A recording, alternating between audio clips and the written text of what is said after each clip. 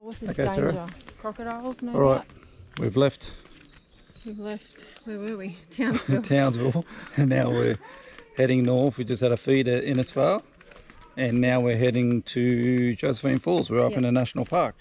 So we're loving this so far. Check this out from the car park. Except, what's this danger sign? Look at This that. is crocodiles, I'm not getting in. See where it is. Snakes, crocodiles. Sharks.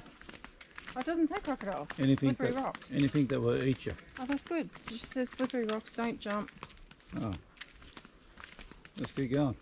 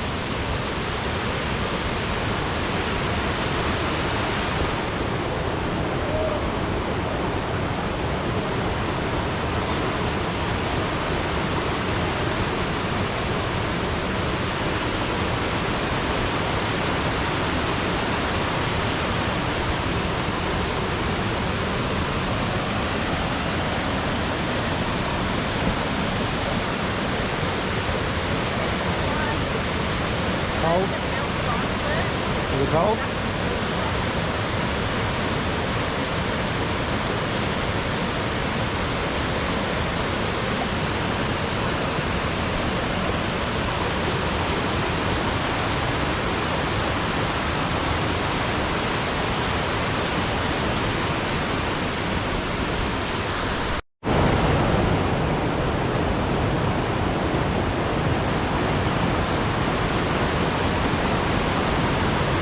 Where'd you get over there?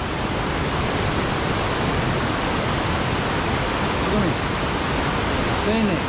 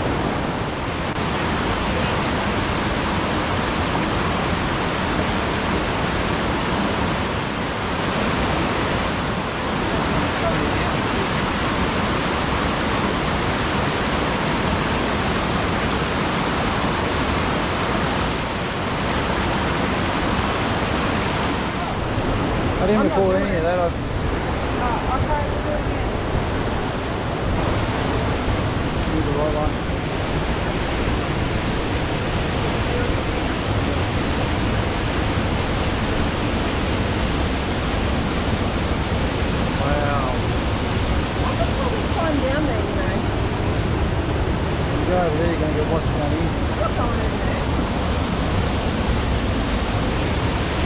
Look at all the rock. Hi. We are at Josephine Falls. And if you imagine an iceberg that has melted and is now running down the mountain, that's how cold that water is. We don't know if you can hear or not. No regrets though. Look at that. Look at the mist.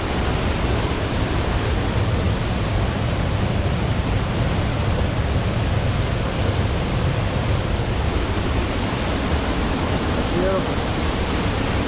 There's another one there, look. Another walk look out. Yeah, that's what I want to do. Oh, This is amazing. Power and water.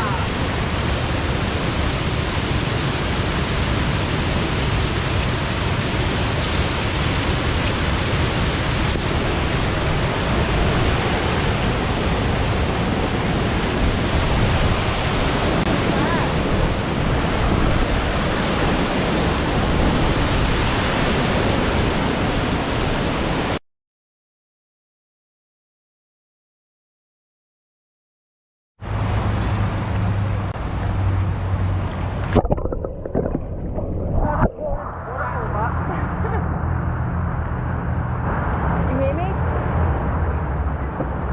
Not as cold as Josephine.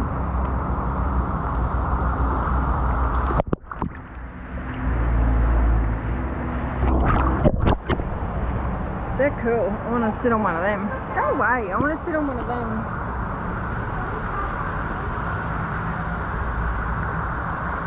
pretty cool park. Yes. Look at the day. Beautiful. Palm trees in the air. Oh look, the garden pool is heated in winter and cooled in summer. What? Say that again? The garden pool is heated in winter and cooled in summer. Really? Yeah. Fantastic. Is that fantastic?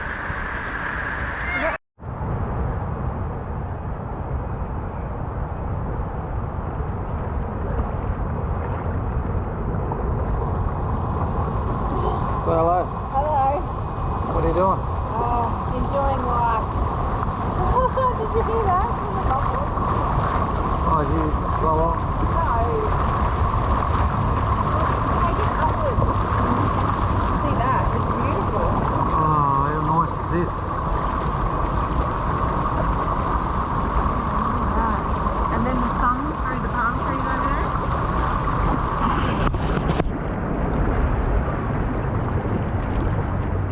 Oh, push the button.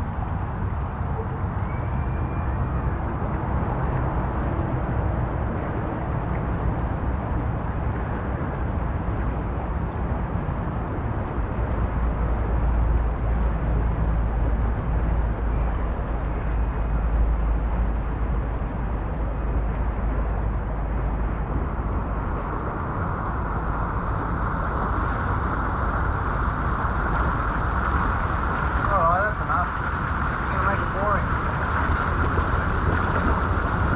And there's Mr. Grump. Grump, is it? That's Yeah. the filling.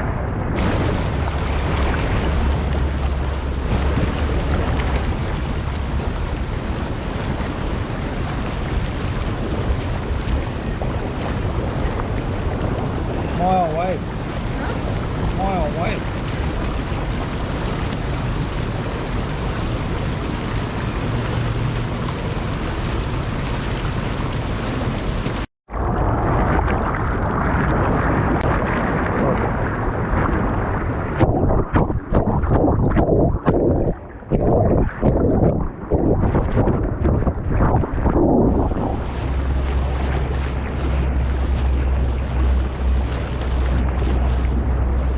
Wait, say something. I'm loving life so much right now. Where'd you go? In Port Douglas. Yep. What are we doing there? We're doing a sunset cruise on a river paddle steamer boat thing. And then we're going up to the Daintree on Saturday to do a crocodile river cruise. And Sunday we're going to the market Where are we staying? at Mantra. And what's it got on the veranda? Aqueous or something. It's got a spa bath on the veranda. On the balcony. And we're going to go to the beach. Yep, put out our beach mat. Are there Take signs one there saying caution what? Stingers and crocodiles. Crocodiles. Stingers. Oh yeah. Where are we? Kuranda, visiting the Barron Falls. Kuranda Village, very disappointing. Nothing open. Yeah. Oh Oh, look! look at that. Yeah, look. And there's a big lookout here from Barron Falls, I'll show you. Right now. He's eating a fly. Wow, look at that. We've got to go down there. Wow. Oh, that's the train station. How stunning is that?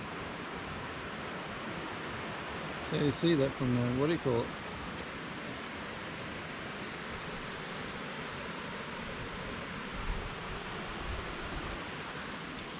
Alright, let's continue. Can you continue? Yeah. Okay. Look at these little things. Well,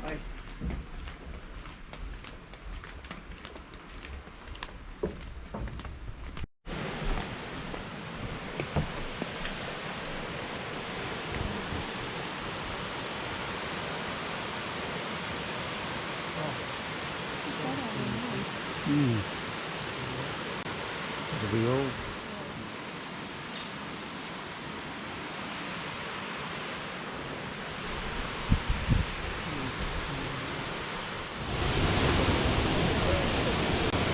How cool does that look?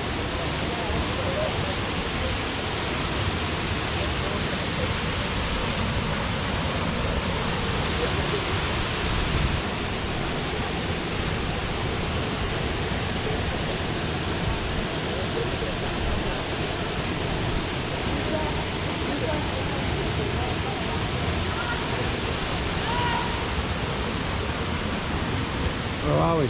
Milla Falls, the first of 3.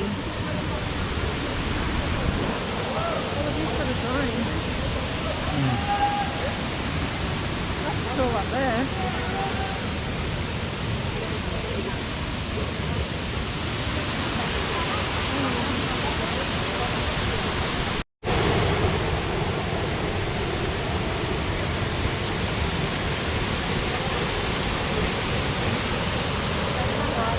Very pretty. Not getting in it today. It's too cold. Stay still. Wave. Hello. We shouldn't have to tell you, you know. We are heading to Zilly Falls, fall And number 2 on a 3-fall circuit. Where did we just leave? Milla Falls. Where the what ad was on? Herbal Essence. Ad. Shampoo And now and we're conditioner. heading down to this one. Zilly. Here's the track. Zilly. And here's a lookout. Yeah, that must be it. It's not very far. That's it. Looks like that's all you can see.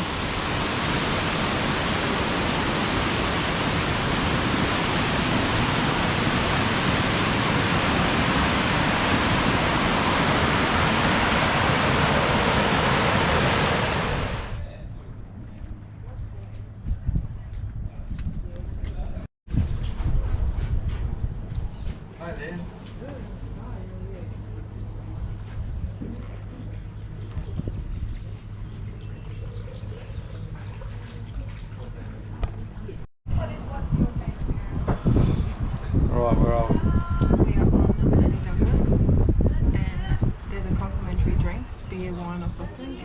And we explained to the lady that we're on keto. So she gave us a vodka instead.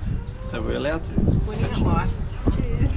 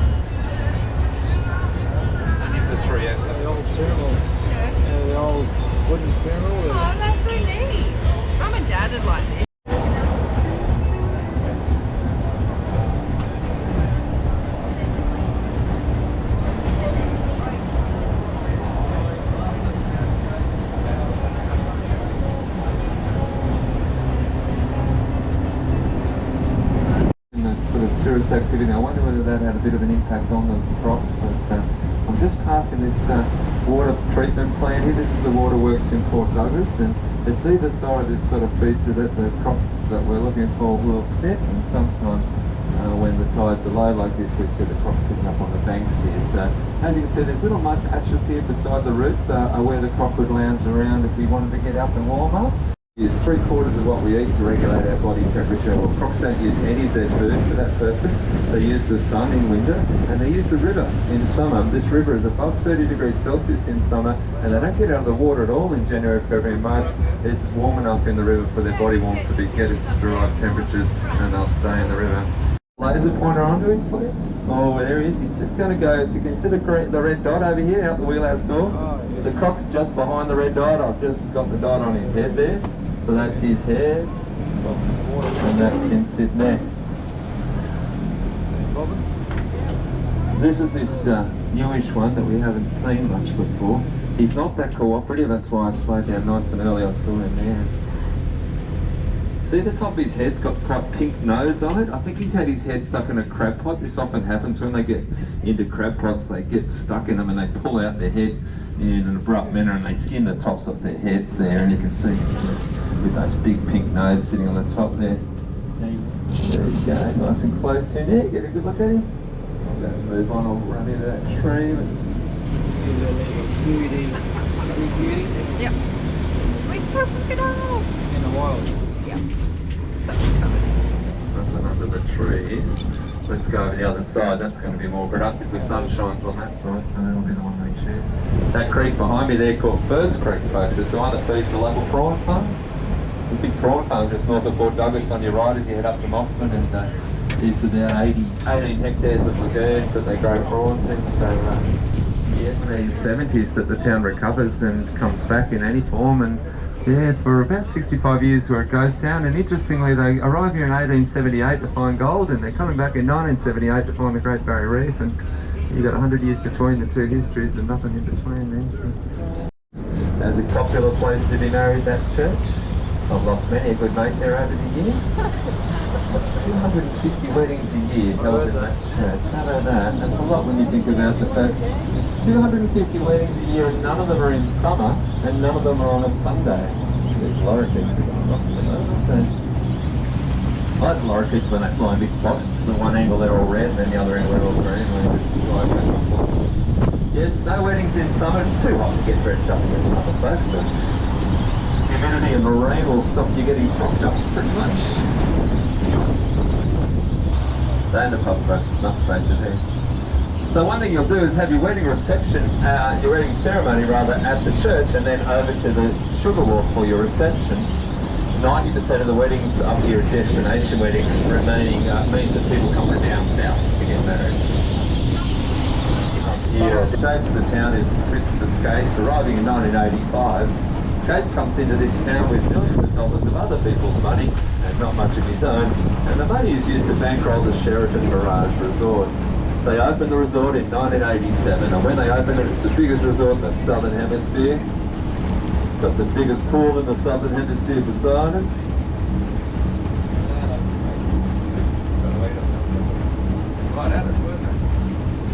Yes, this case is put in the country club after that. So the country club was across the road from the Sheraton Mirage, and we saw that, of course, when we went up the back edge when we saw the frog mouth. Now, Skase then built the golf course, and then he adds these trees on my left behind the boats. They're called African oil palms, and when he planted them in 1988, they were $1,000 each. Well, those palms run 10 metres apart on both sides of the road, all the way into town on both sides and back out again. So there's about $1 million worth of palms on the roadside as you drive into Port Douglas. And then when you could have got the ones in front of me there, they're called coconuts and they were free. But no, Pixie wanted the African oil palm and she would get it. And basically the African oil palms represent a fair investment, but they come here because Skase built this marina as well. Skase opened up the marina in 1988, and where we try up our boat, that's the original marina. These are all new fingers here on the left, but yeah, where the Lady Douglas secures herself is the original marina. $150 million worth of infrastructure was put in this town by Skase's investors, and that's $1988 there, folks. This is a huge much legacy that he's left behind. But he got into financial difficulty in the early 90s, and if you don't know about Skase, he cleverly snuck off to Spain in 94 because they don't have extradition orders with Australia. We're not going to get him back. And he passes away on the island of Mallorca without paying back a cent to anyone. And he would become Australia's most unpopular businessman, basically. And This one. You can see it. Thank you very much. You're welcome. Oh, the newspaper. You want this? Yes, please. thanks, folks. Have a great evening. Thank you. Enjoy your night. See you, mate. Thank you. Thank you. Take care. Thanks for See being you part later, of it. guys. Oh, this is pretty. What's that all lit up? Might be a Probably somewhere restaurant. you can eat. Yeah. You want to walk out here or? Yeah, we can go along. Walk out that way, I suppose. Okay. Yeah, well, go there, sir. Oh, White padlock and put on there. Lock out loving. I like how he said. Oh, there's the yoga girl. Look, Oh yeah. there every day. I like how he said the accommodation locks just to see how it goes. Keep your Yeah. options open. Yeah. And anyone under 21.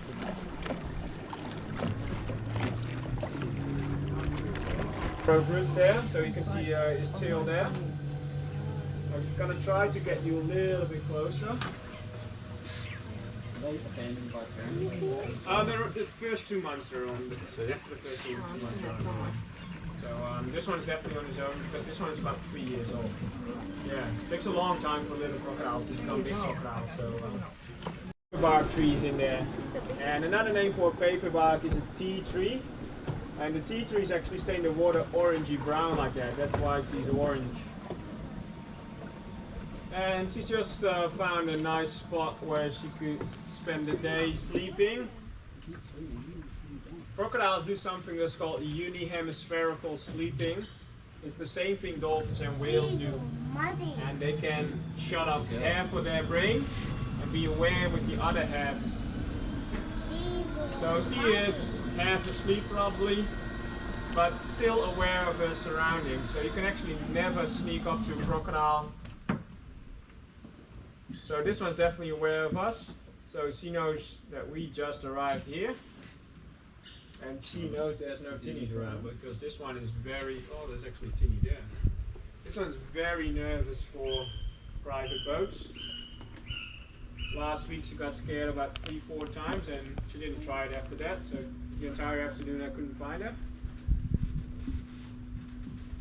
Hopefully that boat, it's probably just fishing. So she's pretty good. She's as big as the females get. She's about 3.5 meters. Looks a little bit smaller now maybe because the tail is curled up. But the tail is about half the size of a crocodile. So the body and the head is probably around 175.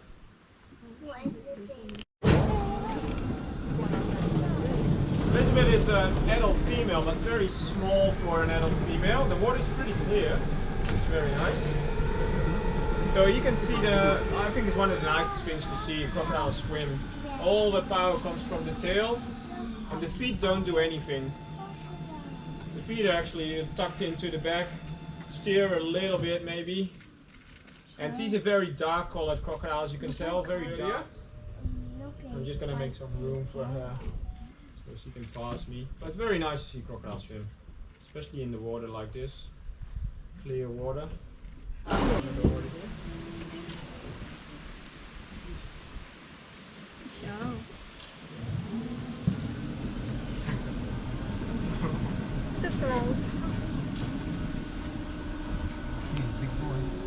So just look at his mouth and no teeth sticking out. Once he is hot enough, he's going to open his mouth and you can look in his mouth and you can tell that he only got 2 little ones left. He still is the boss here, still the dominant male, and that's because the primary weapon of crocodiles when they are fighting is actually the sides of their face.